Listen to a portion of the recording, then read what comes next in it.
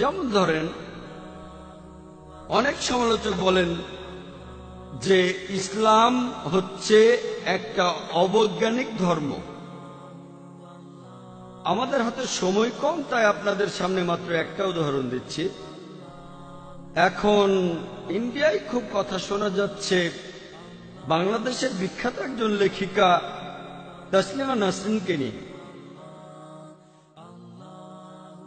তিনি বলেছেন যে কোরআনে নাকি বলা হয়েছে যে সূর্য পৃথিবীর চারপাশে প্রদক্ষিণ করে, আর এরকম কাল্পনিক বইয়ে বিশ্বাস করলে মুসলিমরা কিভাবে সামনের দিকে এগোবে।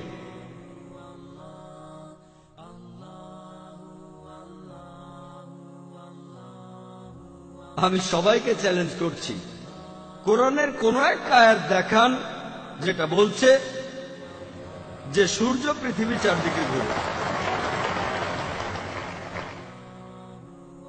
কয়েক বছর আগে একটা বিতর্কেও আমি একই কথা বলেছিলাম বোম্বের জার্নালিস্টদের ইউনিয়নে। উনি এখানে যেটা বলছেন আমিও আগে বলেছি, পবিত্র কোরআনে সূরা আম্বিয়ার 33 নম্বর আয়াতে উল্লেখ করা হয়েছে, হুয়াল্লাযী খালাকা লাইলান নাহারা, আল্লাহ তাআলা সৃষ্টি করেছেন রাত এবং দিন, ওয়া শামসা ওয়াল কামার, সূর্য এবং চাঁদ, কুল্লুন ফি ফালাকি ইয়াসবাহুন, প্রত্যেকে নিজ নিজ কক্ষপথে বিচরণ করে। তাহলে কোরআন এখানে বলছে যে সূর্য প্রদক্ষিণ করে, গতিশীল। কোথাও এমন কথা বলা হয়নি যে সূর্য পৃথিবীর চারপাশে প্রদক্ষিণ করে। তিনি আসলে এভাবে বুঝেছেন, ব্যাখ্যাটা তার নিজের।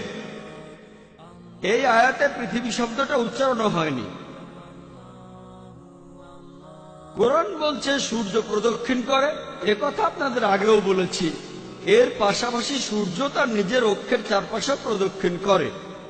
আমি স্কুলে পড়ার সময় এটা জানতাম না, এখন বিজ্ঞানও এটা প্রমাণিত।